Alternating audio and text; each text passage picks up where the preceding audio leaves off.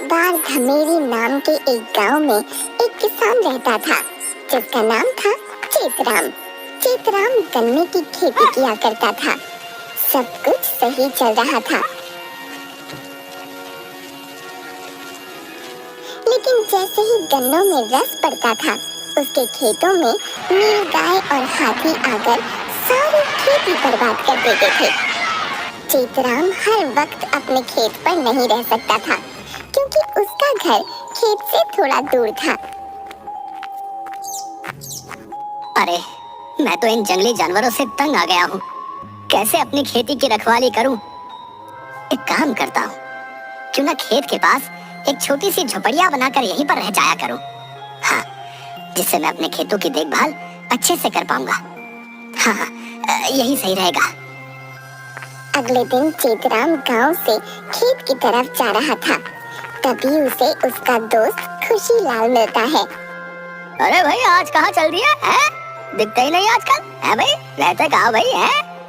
क्या बताऊं भाई, इन जंगली जानवरों ने नाक में दम कर रखा है। पूरी फसल बर्बाद कर देते हैं।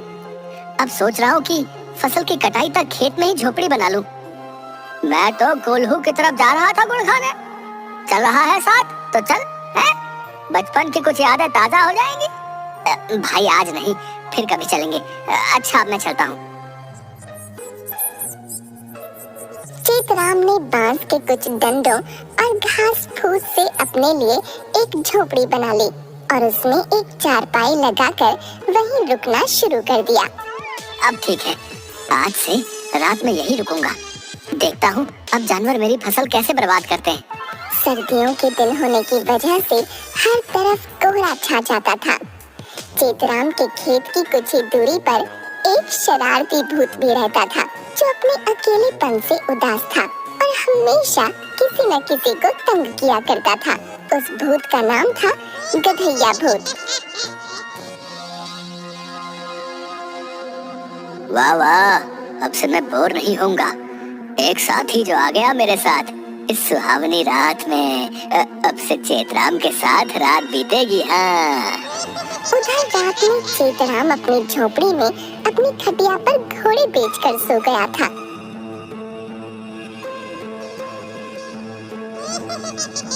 तभी गधैया वहां आ गया और झोपड़ी का दरवाजा खटखटाया। चेतराम, ओ चेतराम, गर्मा गर्म गुड़ खाने चलेगा? चेतराम नींद में था। वो करवट लेकर दोबारा खर्राटे लेने लगा। चेतराम, उठ जा चेतराम, चल गुड़ खाने चलते हैं। स्वादिष्ट गुड़, चल जल्दी उठ। चेतराम नींद में होता है और सोचता है गांव का उसका दोस्त खुशीलाल उसे परेशान कर रहा है। सर्दियों में गांव के कोल्हू पर गर्मा गर्म ताजा गुड़ निकालते थे और हल्की हल्की आग सेकते हुए गुड़ खाने का मजा ही कुछ और था। चेतराम ने सोचा खुशीलाल उसे कोल्हू पर चलने को बोल रहा है। वो नींद में उसे जवाब देता है, नहीं, मुझे नहीं जाना, तुम जाओ, सोने दो मुझे। गधैया वहां से चला जाता है।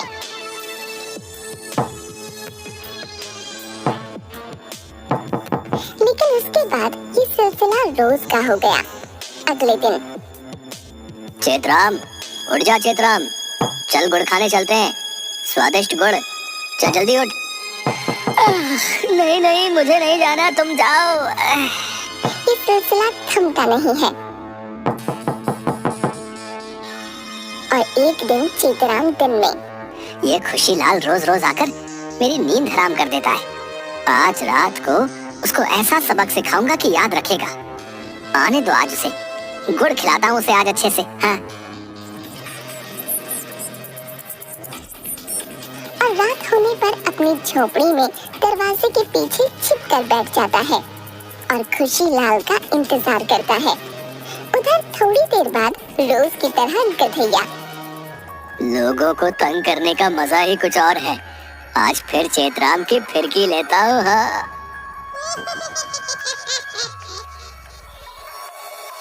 और उसकी झोपड़ी पर आकर, चेतराम, चल आग सेकते हुए गुड़ खाएंगे, चल उठ जा भाई।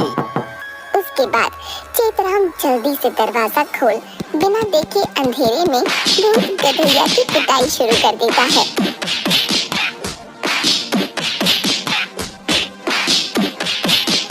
गधैया इतनी कुटाई के बाद वहाँ से भाग जाता है। भागता कहाँ है? रुक जरा और गुड़ खिलाता हूँ तुझे ससुर के नाती है। सारी रात खराब कर देते हैं। उसके बाद चेतराम अपनी चारपाई पर जाकर लेट जाता है। उधर बेचारा गधैया पिटने के बाद अजीब इंसान है, भूत से भी नहीं डरता, ऊपर से डंडे से पिटाई कर दी। बाकी भूतों को अगर ये बात पता चली तो मेरी सारी रेपुटेशन तो गई। नहीं नहीं, इस चेतराम को सबक सिखाऊंगा। कमर तोड़ दी इस कमीने ने। साला सर पे डंडा मार मार कर आधे बाल झाड़ दिए। अभी पिछले साल ही ट्रांसप्लांट करवाए थे। उधर चेतराम रात को करवटें बदलता है, लेकिन उसे नींद नहीं आती। नींद नहीं आ रही, क्या करूं क्या करूं। उस खुशीलाल को भी गुस्से में आकर ज्यादा ही पीट दिया, कहीं गंभीर चोट ना आई हो। अभी तो रात है, एक काम करता हूँ, खुशीलाल गुड़ खाने के लिए कोल्हू पर गया होगा, वहाँ गुड़ भी खा लेंगे और उसको मना भी लूंगा। वहीं चलता हूँ। हाथ में लालटेन लेकर चेतराम खेत से होते हुए जंगल के रास्ते कोल्हू की तरफ चल पड़ा। चलते चलते उसको ठोकर लगी, जिसकी वजह से उसकी लालटेन टूट गई। अरे अरे, मेरी लालटेन तो गई। अब तो चांद की रोशनी के सहारे ही चलना होगा।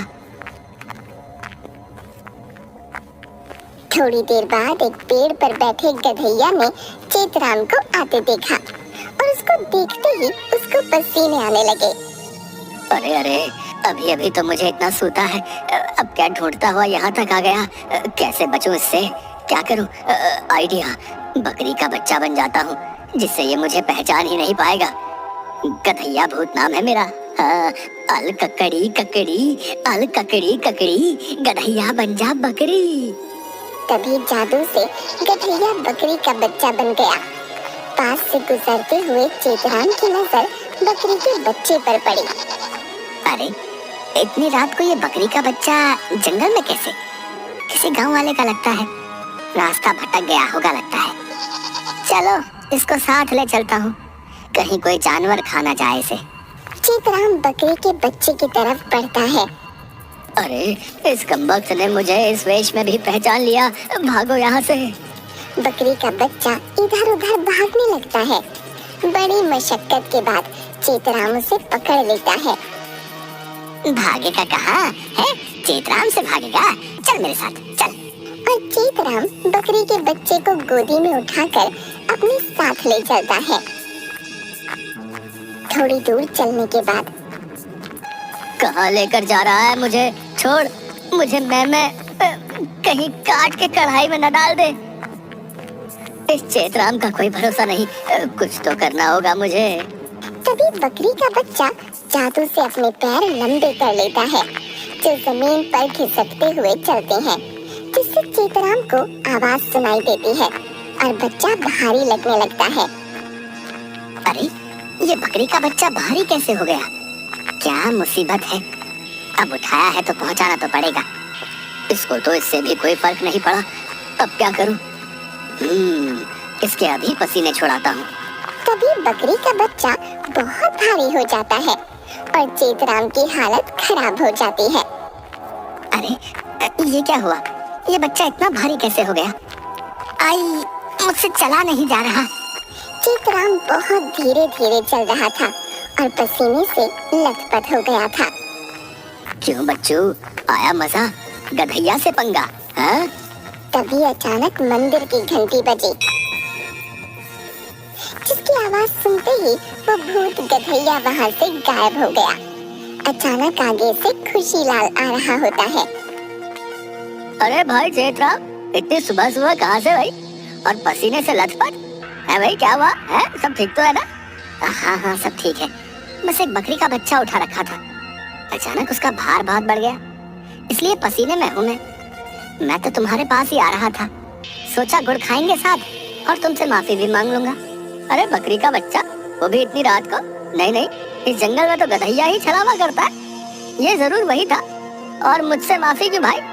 अरे वो रात को जो तू मुझे रोज गुड़ खाने के लिए जगाता था, तो आज मैंने तेरी डंडे से पिटाई कर दी थी, इसलिए सोचा तू कोल्हू पर होगा, वहीं माफी मांग लूंगा। क्या बोले जा रहा है? सखिया गया क्या? मैं तो 3 दिन बाद गांव में आ रहा हूँ, दूसरे गांव गया हुआ था गेहूं के बीज लाने के लिए। बेटा तुम्हारे साथ बहुत बड़ा छलावा हुआ है, ये सब कुछ उस गधैया ने ही किया है। हाँ। इतना सोचते हुए बेचारे चेतराम की हालत खराब हो गई और वो धड़ाम से डर के मारे नीचे गिरकर बेहोश हो गया।